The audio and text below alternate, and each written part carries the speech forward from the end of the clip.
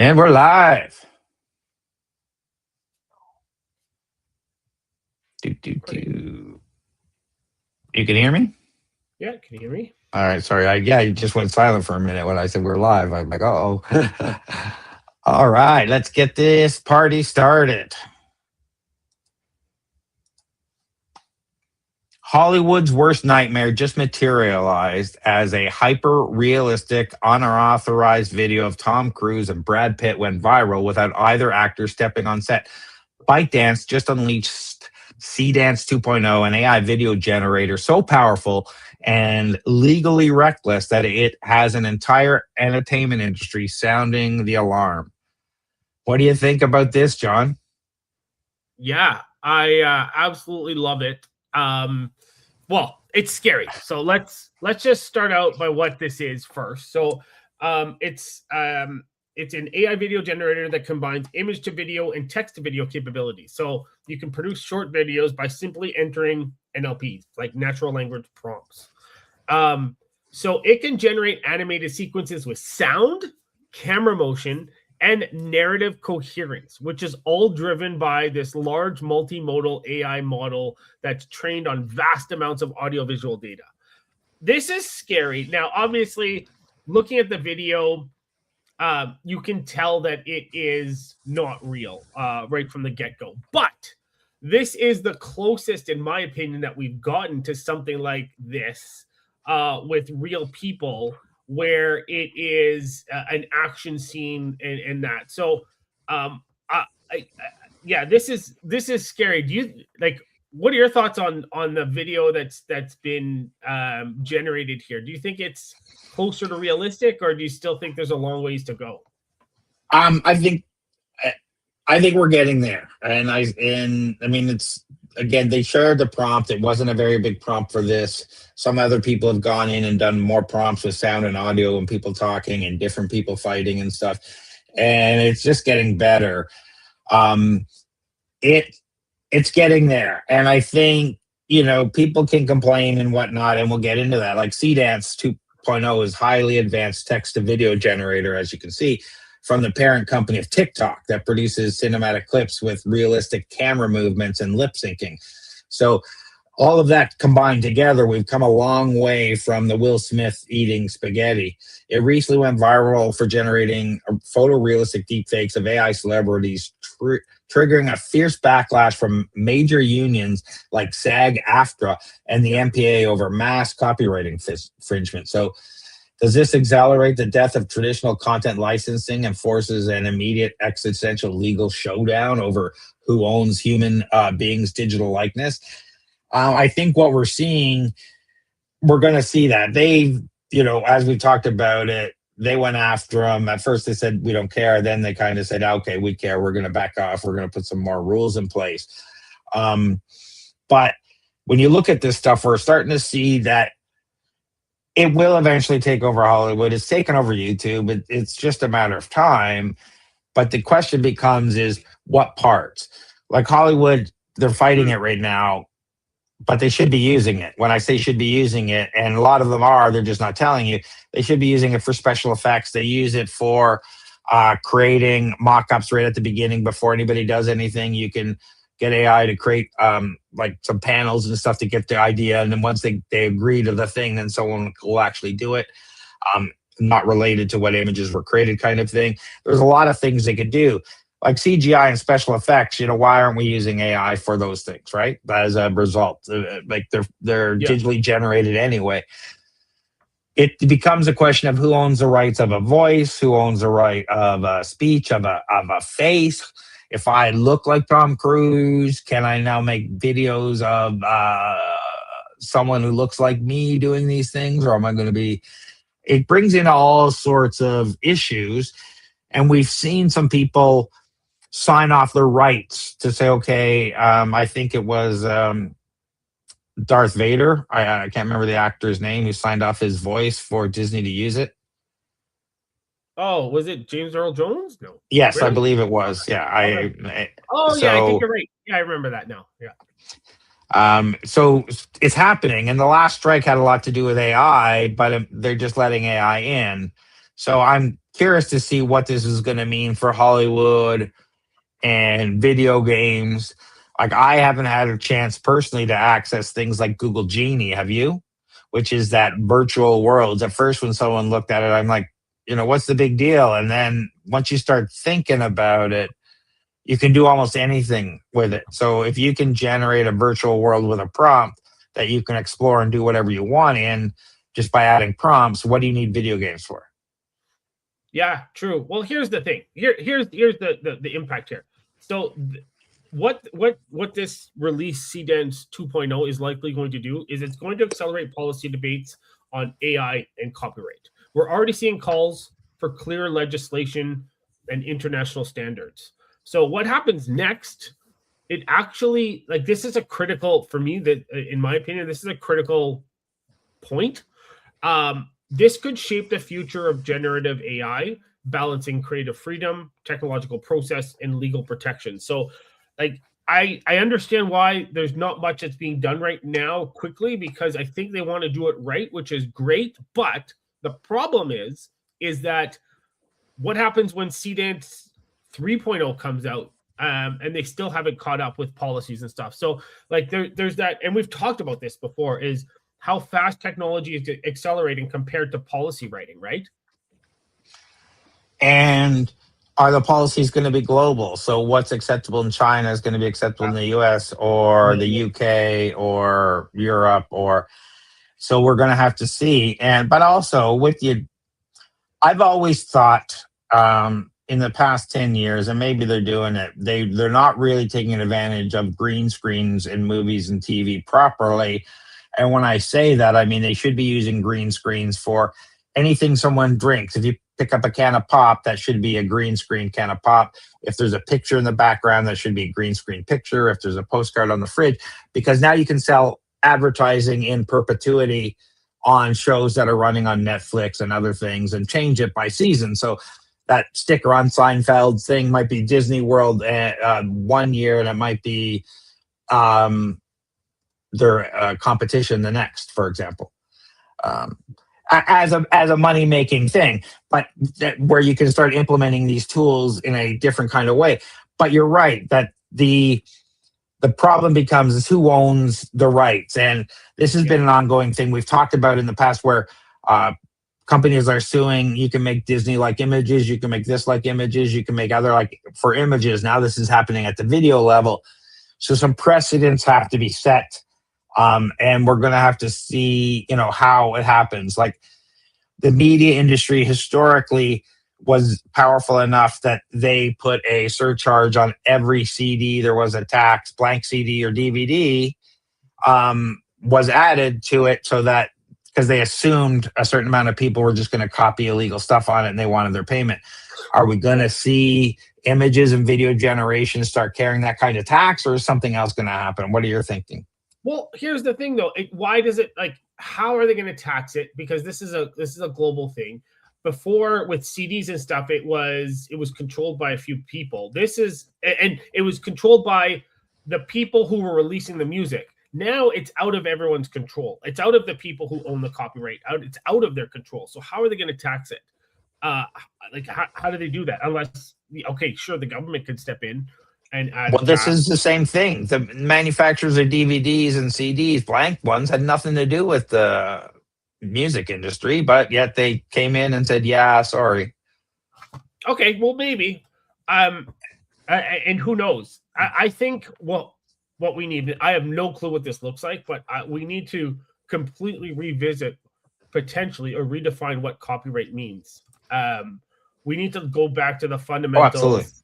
And figure out how copyright is defined in this new age.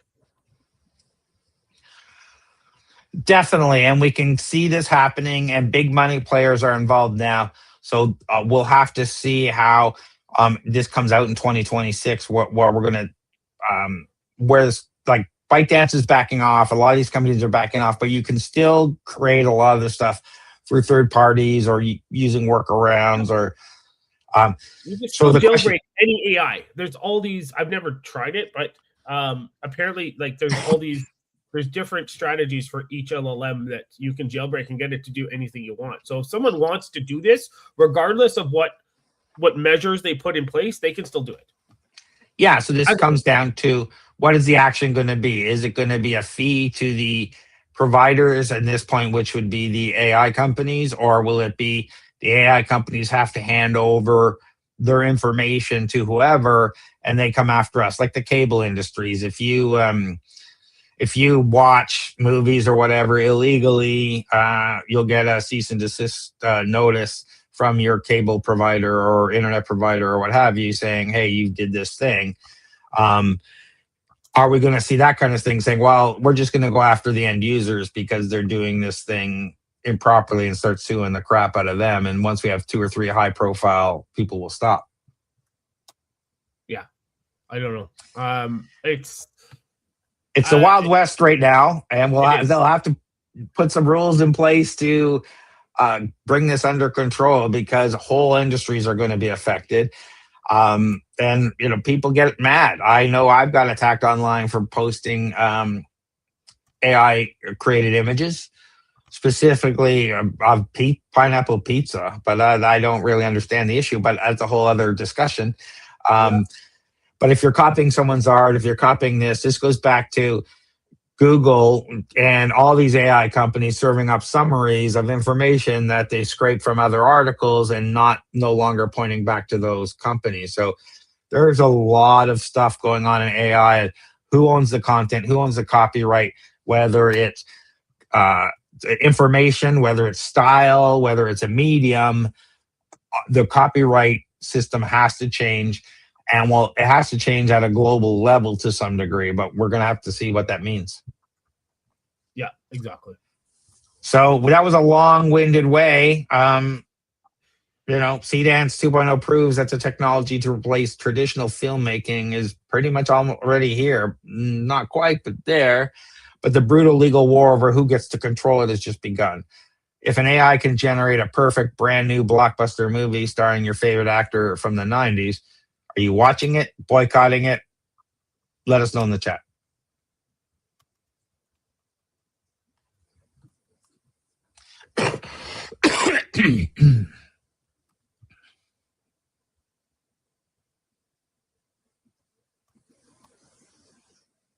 Yeah. Share this instead. Go on this side. Wall Street just wiped billions off top cybersecurity stocks because Anthropic released an AI that hunts down code vulnerabilities.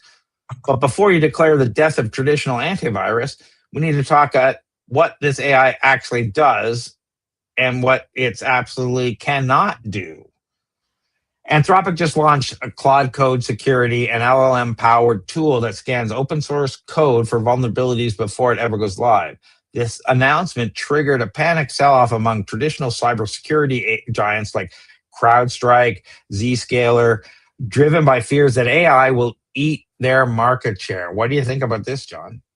I love this. I've always, me, since pretty much day one, I've always been a fan of Claude and everything that they do, and I feel like they've got the best overall product offerings. But this is cool. I don't know if we covered it or if we touched about it, but when there was an article that this is why it triggered it. It found it was doing a vulnerability search and in open source, and it found over 500 vulnerabilities that weren't previously identified from anywhere else, which was scary. So just to kind of let you guys know, Claude Code Security, it's kind of positioned as an AI-assisted application security capability, and it's embedded in Claude Code on the web, so not the desktop versions.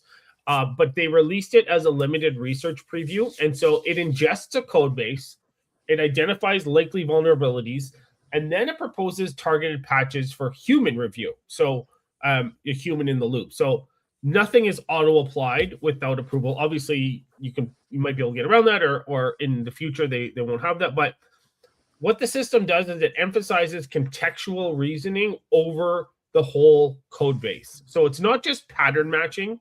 It actually tries to understand component interactions and trace data flows, different things like that to catch vulnerabilities that rule-based scanners are going to miss. So you've got these business logic flaws, you've got broken access control, you've got all those things that it's missing. So I love this. I'm surprised it wasn't released earlier, because this just seems like it makes sense. It could have probably been released last year, but I'm excited for this. I'm excited to play with this. I'm excited to get it to do a pen test on my system, on my network. If it gets to that point, that's what I'm excited for. What do you think, Craig? I'm excited for this because a lot of times I'm using Claude Code for my development in the back end. Tools like Lovable and whatnot use it, and now we'll be able to use their built-in security just to make sure before we publish an app, a website, whatnot, to make sure that the code is secure. And so I think this is a massive shift for the tech, from reacting to cyber threats to the AI, fixing the code before it's released, saying, hey, we found these bugs, let's fix them before it's released. Meaning, it gets fixed before it gets out in the wild. So it'll be really interesting to see. And it's something we obviously need, as we have AI tools out there that are automatically doing pen testing and attacks and stuff. So if we can fix those errors before they go out, then we have AI working progressively and recursively for us to fix those errors at the same time as it's working against us from a hacker's point of view. So it steps up our game from a security point of view. I think of this update as city building inspector versus a police department. Claude Code security is the building inspector. It checks the blueprints, catches structural flaws before the concrete is even poured, while companies like CrowdStrike and Palo Alto are the police force patrolling the streets to top active crimes. Now, you can build a structurally perfect building, but you still need cops on the street. So they don't replace each other. But if we can reduce our reliance on companies like CrowdStrike, we last year we had one major blue screen of death, or the year before, as a result of security updates with them. If we can start taking these massive things that we're dependent on as a resource and lessen their impact on the internet, we'll all be better off. So, and the more secure we are, we're all better off. So this is available now for integration, so people should be using it. It's tied to Anthropic's enterprise and developer API usage tiers. So developers effectively get an automated senior level security peer review. So start using this, people, and make sure it's in all your vibe coding stuff, because the more security you have, the better. Let's face it, that this is the one big thing that weakness they say about using AI to code, is that security isn't usually very good. And go ahead. And this just speaks to like the larger issue where people, like, especially with the stock markets crash, or some of the stocks crashing for some of these companies, are going down, not crashing, but losing market cap. But this goes back to it's the infrastructure that's going to be, that's the solid kind of investment going forward, for now at least. Because as these giants release these new features that pretty much negate some of these companies, that those stocks are going to crash. Yeah, of course. And if you want to talk about bug fixing, traditional static code analyzers are notoriously noisy, often generating thousands of false positives. And LLMs change this by understanding context, which drastically reduces alert fatigue for engineers, so they're not constantly looking at stuff that isn't a problem.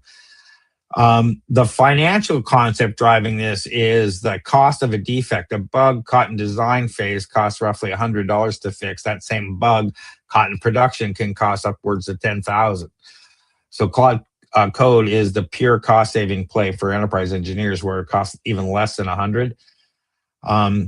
Financial analysts like Shrenik Kothari at Robert W. Baird are calling the narrative-led sell-off highlighting a classic Wall Street blind spot. It suits fundamentally confusing a developer tool with an enterprise extended detection response platform. So he's saying it's a knee-jerk reaction. So we'll have to see if it bounced back. What are your thoughts on this before we close it out, John? No, I'm excited for this. I like this. I don't think it's a knee-jerk reaction. I think maybe he's invested in these stocks and he's trying to get it to go back up. I honestly think that this is the beginning of the end for some of these service offering companies, and they should start looking at even these startup AI companies that are like we're in the days where we're in the back in the Microsoft days where Microsoft was buying up or copying these small little solutions that are out there and integrating it into their OS, into their software. And this is where we're at right now with AI. Except we've got larger companies that are being affected as opposed to back then when it was smaller companies. Yeah, and just to be clear, Claude Code Security is blind once the software goes live. It has zero ability to stop an active network breach, detect a compromised employee password, or halt malware executing in runtime. So right now, it doesn't replace SIEM or SASE platforms, but this is definitely a shot off a bow, right? So Anthropic just built a world-class preventative security tool, but Wall Street fundamentally misunderstood the difference between fixing blueprints and stopping active intruders.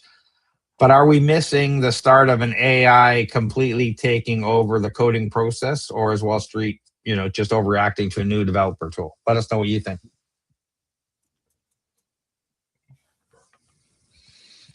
Speaking of Anthropic. Yeah.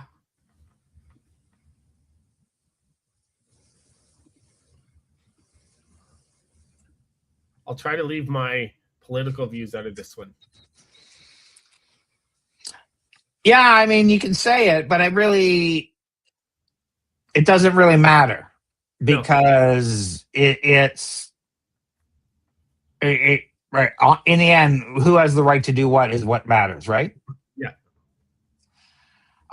So let's get into it.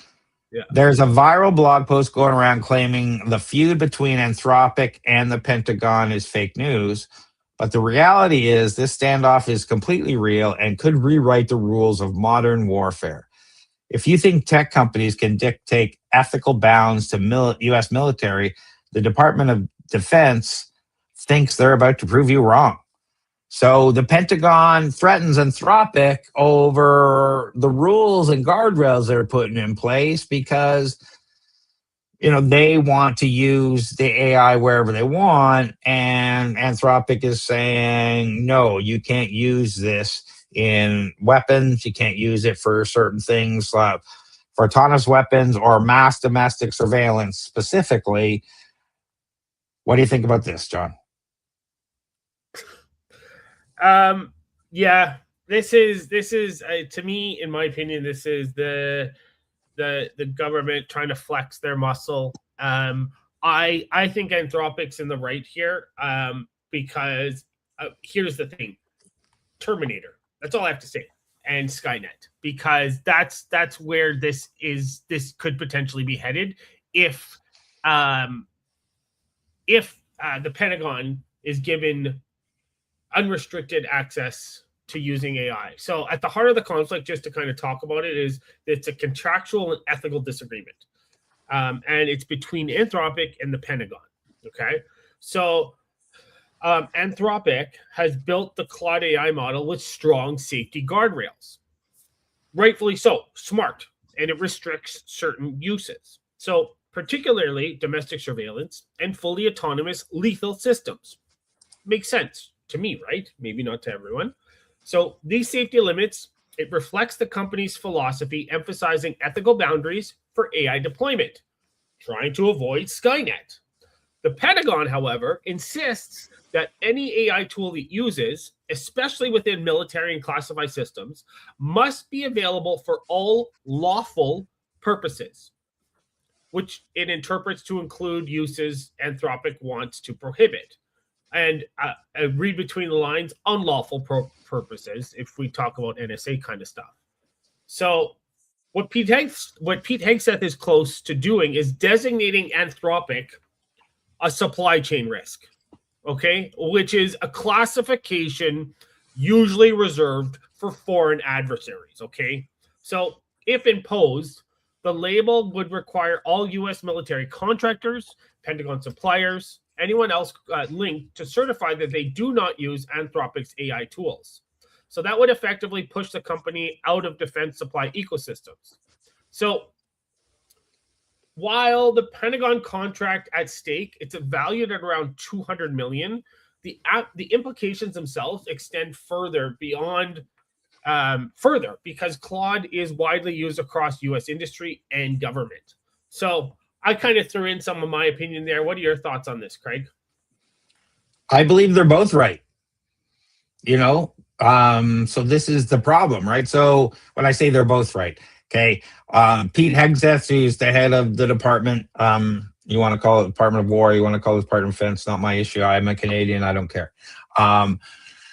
What he's saying is, okay, if you're telling us it's illegal to use this in certain ways, I need to make sure our department as a whole does not use it, because any number of these things could break the contract and have us in breach of contract, and you pulling the plug on this thing when it's a vital piece of our infrastructure and this and that. So either we need to come to an agreement, or you're telling me that the Department of Defense can't use it because the risk of it being used for surveillance or any sort of part to break this contract. So we need to figure that out. So I agree with Anthropic's moral stance to say you can't use it for these things. Great. And I agree with the Pentagon saying, well, if we can't use it for those things, we might have to declare it this way because we can't. We're so secretive. We don't tell each other department what we're using and what we're doing and how we're doing it. We may be breaking the rules. We may be doing things that you'll find out about that you'll be able to pull the plug on. In the end, I think what this does is they literally just save OpenAI. I disagree with you there, Craig. I don't think it's a matter of security. I think it's a matter of Pete Hegseth wants something that he can use however he wants, whenever he wants it. That's all he cares about. So you could say that, but that is an opinion. I sit back and say legally, I have, I don't know, let's just say 10,000 people under me doing all sorts of stuff related to surveillance and weapons and whatever, and they're using AI to do all sorts of things, and I'm not known what they're doing from day to day. And if Anthropic is saying, I can't do these specific things that previously to this point our department have been doing, I don't want to be in breach of contract. I don't want to be involved with this. I don't want to be turning lawsuits, and I don't want tools to be pulled out from under us that we're using day to day. So we either have to come to an agreement. So we either have to come to an agreement that this is not going to happen and we can use it the way we want, or this is what we might have to do. You can say it either way, but if this is how Anthropic is putting their contract from a legal point of view, I, as the other party, would have to say, well, if we can't come to an agreement, then we might say we can't use this product in our environment because we are at risk of breaking contract in any number of ways. And it's not fair for you. It's not fair for us to continue in that way. So I think it's, say what you want, but things are out in the open. We're going to be using it for this. We don't want you to be using it for this. So either we come to an agreement or we break the agreement.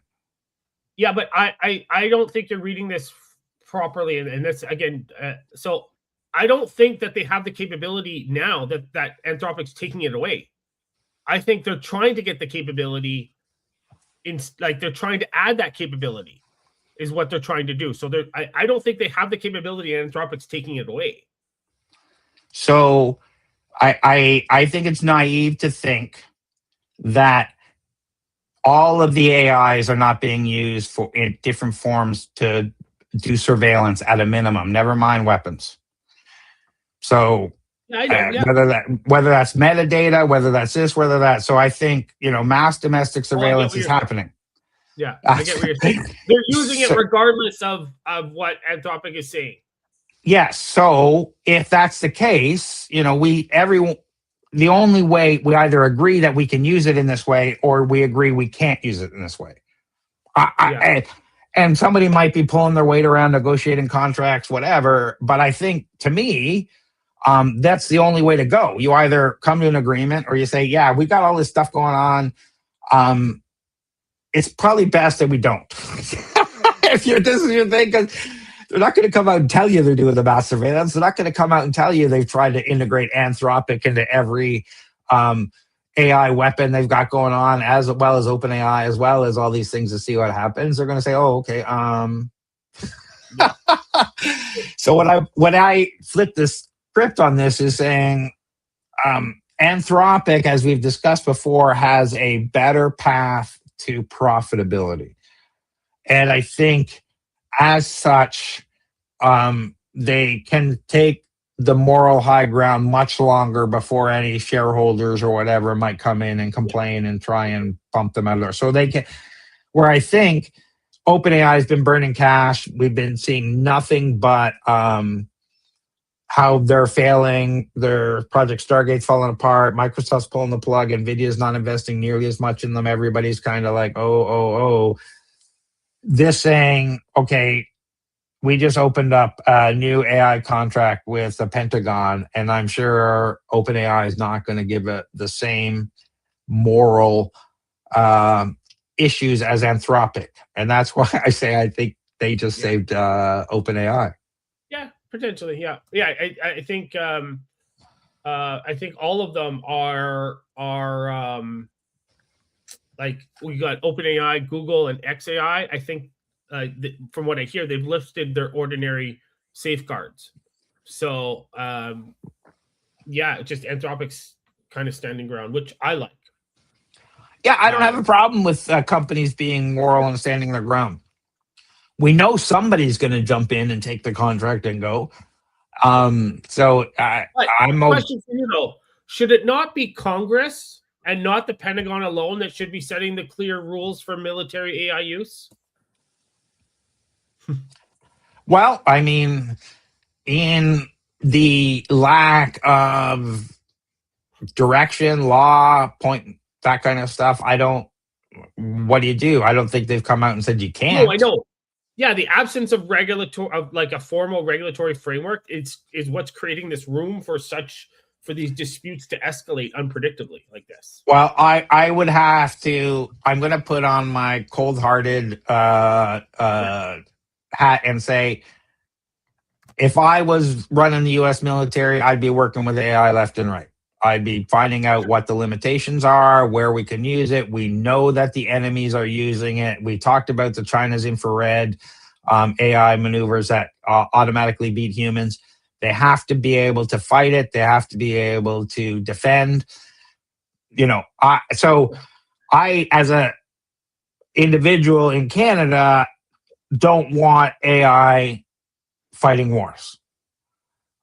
However, pragmatically, I think it's inevitable. And I think if you don't have AI in your weapons in the next 20 years, you're doomed to lose whatever the next war is. So I don't know what balance there is. I don't know what checks and balances there should be. People can call me crazy or a warmonger or whatever. But like in football, the best offense is a good defense. Yeah. Or the best defense is a good offense, depending on the way you want to say it. So I don't like it, but they have to have something, whether they want to develop their own stuff that should be private. Yeah. So, and every company in this area is going to stake their claim for doing different things. If it's not OpenAI, XAI's in there saying, hey, military, we'll do that, because Elon's all over the military contracts to do anything. So, it's going to be somebody. So I don't know if there really is a moral high ground overall. It's nice to see that a company has a moral high ground and they decided we're not going to be involved in this.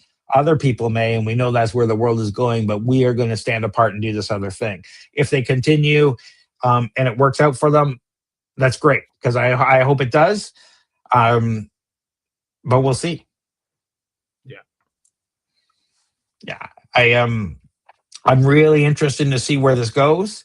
Yeah, me too. And yeah, so if your business relies on DoD contracts, and Anthropic's API, you might need to start testing alternative tools like Gemini or OpenAI today to hedge your procurement risk, depending on what's going on with these lawsuits and what they're doing. The clash between Anthropic's safety guardrails and Pentagon's demand for unrestricted AI use will define the military-industrial complex for the next decade. Should AI companies be allowed to tell the military how to use their tech, or should the Pentagon have total control? What are your thoughts? This goes back to the same thing. If you buy a PlayStation, do you own it or do they own it? Are you allowed to do what you want to, or someone else allowed to do what you want with it? Who owns it? And where morally do you draw the line? Would love to hear what your thoughts are, because I don't think this question is going to go anywhere, and I think there's going to be only more and more debates about it. Yeah, I agree.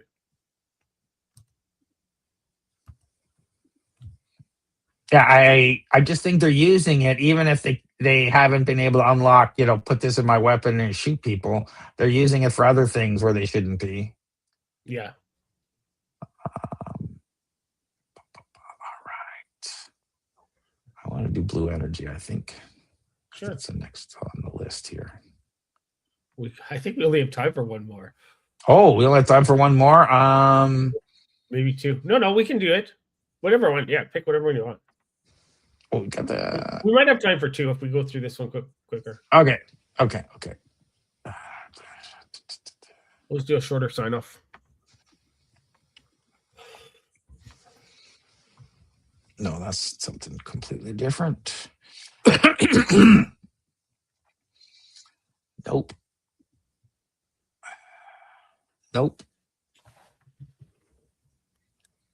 We've spent decades looking up at the sun and wind for clean power, but the next major energy revolution is happening right where the river meets the sea. A massive breakthrough in blue energy just cracked the code on harvesting electricity from salt water, and it could completely rewrite the global grid. Researchers have developed a new nanofluid membrane that generates electricity simply by letting fresh water and salt water mix. By using lipid-coated nanopores to lubricate ion flow, they've solved the massive efficiency bottlenecks that previously held osmotic power back. What do you think about this, John? I love this. So, like we've talked about blue hydrogen in the past, right? This is blue energy. So, blue energy, it's also known as osmotic, or it's salinity gradient power. It's a renewable energy source, and it's created by exploiting the chemical potential between salt water and fresh water. So when fresh water and seawater are separated by a membrane, these ions naturally migrate from one side to the other. So that generates an electrical current that can be harvested. So people around the world. This process happens continuously and represents an enormous untapped energy source. So theoretically, it's capable of providing substantial baseline electricity independent of weather conditions. So, but traditional blue energy membranes, they typically face a trade-off between ion speed and selectivity. So materials that let ions move quickly will often allow both positive and negative ions to pass without distinction, and that reduces the electrical potential generated. Conversely, the high selective membranes slow the ion flow so much that the output power is tiny. So practical deployment is also hindered by mechanical stress, flow conditions, membrane fouling, and resistance, and the difficulties of scaling up from lab to field application. So enter the EPFL team's innovation, which lies in coating nanopores with lipid bilayers, which is the same structural motif found in biological cell membranes. So these lipid layers, they naturally attract and hold a thin film of water around the pores' interior surfaces, which creates a hydration lubrication effect that dramatically lowers friction for passing ions.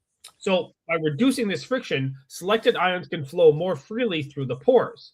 So this approach, it simultaneously enhances ion transport rate and selectivity strength, which is overcoming the big trade-offs. So just to kind of, well, how much did it generate? So in their experiments with devices with thousands of these lipid-coated pores, they were arranged on a silicon nitride membrane, and the system achieved a power density of about 15 watts per square meter, which is about 2 to 3 times higher than the state-of-the-art polymer membranes that are currently out there. And then they ran some computer simulations, and they just, there's a lot of potential here. What do you think? Is this the electrical or solution that we're looking for, or power solution that we're looking for, Craig? Or what are your thoughts? Well, we're getting there. I mean, this effectively turns every river mouth, wastewater facility, and desalination plant on Earth into a potential 24/7 clean power generator. It entirely unaffected by weather or time of day. The problem is it doesn't produce enough power, but the power density now reaching levels of profitability. So where before it wasn't really profitable to do it this way, now it is. Because Norway's Statkraft built the world's first prototype of the osmotic power plant back in 2009. They abandoned it in 2013 because traditional polymer membranes couldn't produce enough wattage to be profitable. This new 15 watt per meter squared metric finally crosses that profitability threshold. So it looks like we're going to start seeing more adoption and wide-scale deployment of this, and we're going to have to wait and see what that means, the longevity of these things. Do they degrade over time? Can they be sustained? So I guess we're going to have to wait. Yeah, like there are some power plants out there in Japan and Denmark, but these if this goes through, this will drastically increase their power output, and make it maybe more viable. Or maybe this is for smaller scale. Maybe this is in third world countries. Who knows what this could be used for? But I like this. I like that there's a bunch of different research happening on a bunch of different renewable energy sources other than solar and wind. Yeah, and it's great to see more research happening and us being able to pull more out of the technology. And although there's some, like you said, a couple of people using this technology now, they're not using this upgraded technology. And it's just not profitable. They're using it as an experiment, and being able to use this new version with the lipids really will take it to the next level and now make it profitable. That's why I see we're going to see them all over the place now that they're profitable. People will experiment more and more. Yeah. Blue energy just leaped from a lab bench novelty to a high efficient, legitimate contender for global baseload power. So are we looking at the ultimate replacement for fossil fuels? Probably not, or is the maintenance of these nano membranes going to be a multi-billion-dollar nightmare?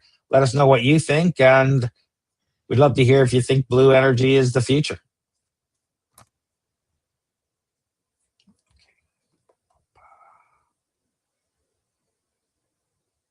Sure. Okay, you want to do this one, right? Oh no, I didn't care. Well, that's the only one left. Otherwise, other than the nano one, right? No, there's the finger one too, but that's okay. Oh yeah, the finger one. Yeah. I don't 2D40. Let's do the 2D40 finger one. I just don't have it. We're doing this one because I don't have it in my. Okay, that's fine. This is the fluid logic circuits, right? Yeah. Yeah. Pneumatic actuation. Absolutely. Okay. Yeah. Okay. We spent decades shrinking silicon chips to power our screens, but an engineer just built a fully functional matrix display using nothing but air, vacuum tubes, and silicone. This breakthrough in fluid logic proves you don't need a single drop of electricity to compute, and it's paving the way for a massive leap in indestructible soft robotics. Engineers are creating pneumatic displays and control systems relying entirely on microfluid logic gates and DIY vacuum transistors. By routing air pressure through layered silicon channels, these systems calculate and physically actuate pixels without any electronic components in the matrix. What's going on here, John? This is, I think this is pretty cool. So there's this YouTuber and maker. His nickname's Soy Boy Soft, I think. So he built a small soft display that's made out of silicon and air pressure instead of electronics. So each pixel, it's basically a little silicon membrane over a tiny cell that moves inward when air is sucked out, creating a bump or depression that can spell out text or simple images. So the system is powered by vacuum pumps and valves rather than electricity and LEDs. It's actually pretty cool to watch. I don't know if you watch the video, but so it's cool because instead of relying on actual electrical pixels like LCDs and OLEDs, the system's using pneumatic actuation to move the silicon membrane. So when a vacuum line removes the air breath, the membrane, it pulls the membrane into depression, which creates a visible change. When the vacuum is released, the membrane releases and springs back flat. So effectively creating an off state. So I like, although the project is functional, the charm comes like if you actually watch the video, it's kind of an ASMR sensory kind of video because you've got these sounds and sensory experience of watching it. So if you guys get a chance, go watch the video. But you've got the combination of hissing air, clicking valves, and membrane motion. It produces this satisfying audio effect. So not only is it cool technology that's kind of using basic technology to create something cool, there's also this sensory effect to it. There we go. Yeah. What do you think about this, Craig? Sorry, we're playing the video. We're just not playing the audio. No sound, that's why. Yeah, that's just because it's better not to, because we'll get probably copyright struck for something. Yeah. This lays the groundwork for indestructible soft touch wearables, tactile interfaces that can operate safely in extreme environments where traditional electronics would instantly short circuit. I like to think of this like an update to us, like a city's plumbing system masquerading as a computer processor. Instead of electric switches flipping on and off to light up a bulb, imagine a microscopic network of pipes where a drop in air pressure physically sucks a tiny silicon bulb inward to create a pixel. If you open a valve on both the row and the column pipe simultaneously, bam, the intersection gets sucked in, acting exactly like a microscopic and in your smartphone. Yeah. So I think this is really cool. I don't think we'll have to see like what this actually, what kind of cool, really cool things people will develop with. We saw the LED displays that it can do, but that's just the beginning, right? Yeah. Yeah. This is cool. I'm excited to see where the next steps goes with this and what other people do with this. This is really cool. Yeah, let me just see if I can jump to a spot where you can see it displaying anything. There we go. That's it working in real life. Yeah. So the fluid logic was heavily researched by the military and aerospace industries in the 1960s because the mechanical air logic gates are entirely immune to electromagnetic pulses and extreme radiation. So this will be interesting to see if what this makes their way to and what new interactive type devices we can use with this technology. I'm really interested to see whether soft robotics and microfluids prove that logic is a universal language, turning simple silicon and air into tactile display of the future. Would you trust a wearable health monitor run entirely by microscopic air tubes instead of a battery and a microchip? Let us know in the chat. Quick update. Breaking news. Yeah. The U.S. military has signed an agreement with Grok XAI after Anthropic. Well, it was my second choice. OpenAI would be in there, but Elon's Elon's known got his for it. fingers in there. Yeah. He's known for being able to pull those contracts, and there you go. Yeah, I don't know if you can cut that into the end, but yeah, that just came out this morning, so I missed it. No worries. I'll see if I can cut that in when we're talking about it. So what do you got going on, John? Yeah, helping companies with non-dilutive funding, attending some events. I know we've got startup drinks this month, whatever month this comes out. So, and some Flowgrammer events. How about you, Craig? What do you have going on? Well, we usually do startup investor drinks on the third Thursday of every month here in Toronto. We had over 50 people out last time with 14 plus investors. So we have the best investor to founder ratio anywhere, where you really, every third person you talk to, every 2.8 person you talk to or something is an investor. So there's no reason not to make those relationships and start connecting with people. So check all of that out over at startupdrinksto.com or at torontostarts.com, where you can find everything about our workshops and our other things that are going on related to startups. And over at flowgrammer.ca, we do AI and business automation. If you're trying to take your business to the next level, don't know where to start, book a call over at flowgrammer.ca. We also do run a community of builders where we do live builds online, and we run Flowgrammer Cafe, among other things. The next one is March 6th, but it's usually the first Friday of every month, and where we open it up. It's 9 to 4:30. It's drop in, bring your headphones, bring your laptop, bring your charger, get work done. No presentations, no this. We have some people who really know what they're talking about around working with us. So if you get stuck on something or want to know about tools or whatnot, the conversation is great. So check all of that out. And if people want non-dilutive funding, John, where do they go? Yeah, come find me on LinkedIn.